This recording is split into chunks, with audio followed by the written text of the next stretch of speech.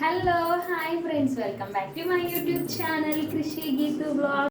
ఇంక వాటి మా స్పెషల్ కర్రీ అండి సొరకాయ పల్లి కర్రీ అండి. ఆ కర్రీ నాకు రాదు, మా అత్తయ్య నా చేత చేపిస్తానంటుంది. మా అత్తయ్యనే చేయొద్దయ్యా, నేను వీడియో తీస్తానంటే నాకు భయం, వద్దు నేను చేయలేను, నువ్వు చెయ్యి, నేను చెప్తాను నీకు అని చెప్పి మా అత్తయ్య వీడియో తీస్తుంది. నేను మీకు ఇవన్నీ చెప్తున్నాను.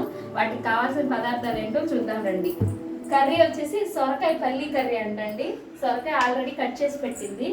ఒక సొరకాయ, టమాటా, ఆనియన్స్, కొత్తిమీర, పుదీనా, కరివేపాకు, ధనియాలు, తెల్లగడ్డ, ఆవాలు, జీలకర్ర అండి, పోపు దినుసులు ఇవి, వేరుశనగ పప్పు, కారం, ఉప్పు, పసుపు అండి. ఇంకా కర్రీ ప్రాసెస్లోకి వెళ్దాం పదండి. స్టవ్ వెలిగిస్తుందండి. ఇంకెట్టకేలకు నేను చేయలేను, నువ్వే చెయ్యి అని చెప్తే చేస్తుందండి.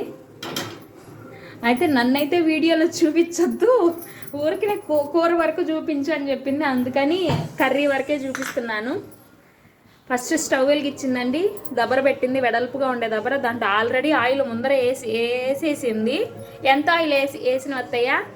1.5 స్పూన్ ఆయిల్ వేసిందంటండి.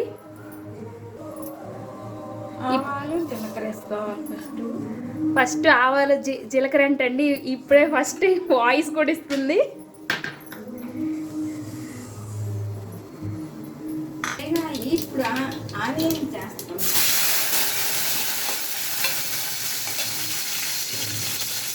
ఆవాలు జీలకర్ర వేగాక ఆనియన్స్ వేసిందండి.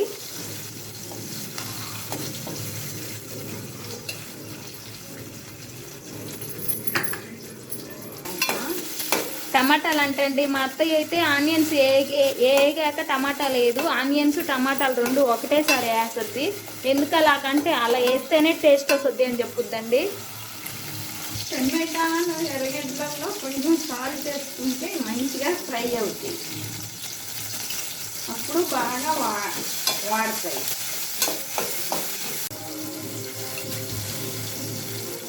ఇప్పుడు కరివేపాకు వేయాలి. కరివేపాకు కూడా వేసేసిందండి. ఇప్పుడు మూత పెట్టి 2 నిమిషాలు మగ్గనివ్వాలి. మంచిగా మగ్గింది. ఇప్పుడు సొరకాయ వేసుకోవాలి. చూడు, సొరకాయ వేసుకొని అప్పుడు ఇదిగో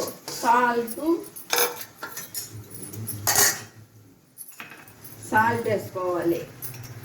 సాల్ట్ వేసుకున్న తర్వాత ఉప్పు వేసాను. ఇప్పుడు పసుపు వేస్తున్నా,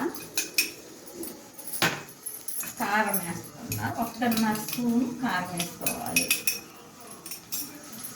ఒక్క సొరకాయ తీసుకునిందండి మా అత్తయ్య, దానికి 1.5 స్పూన్ కారం సరిపోద్దంట. తిప్పితే బాగా కలవదు. ఇలాగా ఎగరేసుకుంటే అన్ని ముక్కలకు బాగా పట్టద్ది. పెట్టుకోవాలి. కొంచెం మగ్గనిచ్చి 1 టీ గ్లాసుడు వాటర్ పోసుకోవాలి. టీ గ్లాస్ కాదండి, పెద్ద గ్లాస్ పోసింది. టీ గ్లాస్ అని చెప్తుంది, మర్చిపోయింది. పాపం మా అత్తయ్య వాయిస్ చెప్తా కూర చేయంటే అసలు ఫుల్ టెన్షన్ పడిపోతుంది. అందుకే పెద్ద గ్లాసుని కూడా టీ గ్లాస్ చేసేసింది. సిమ్లో పెట్టి 10 నిమిషాలు ఉడకనిచ్చుకున్నాం.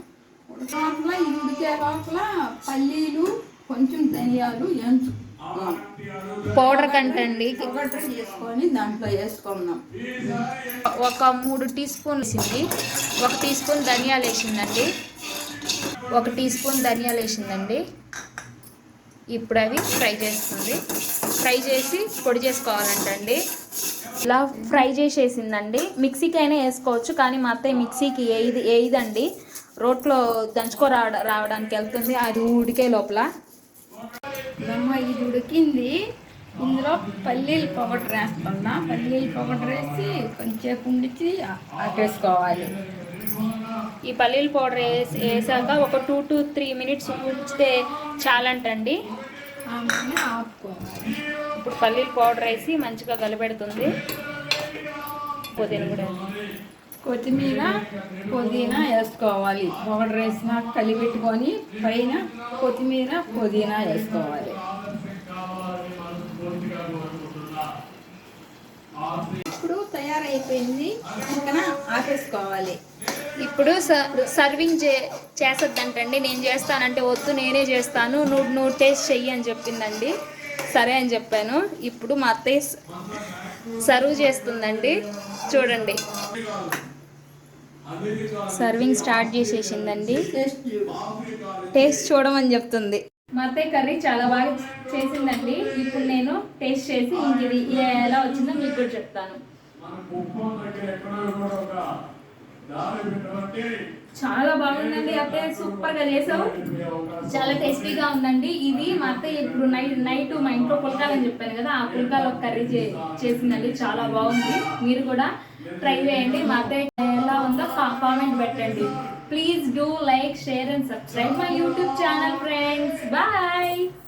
ఎలా ఉందో కామెంట్ పెట్టండి. Please do like, share and subscribe my YouTube channel friends. Bye.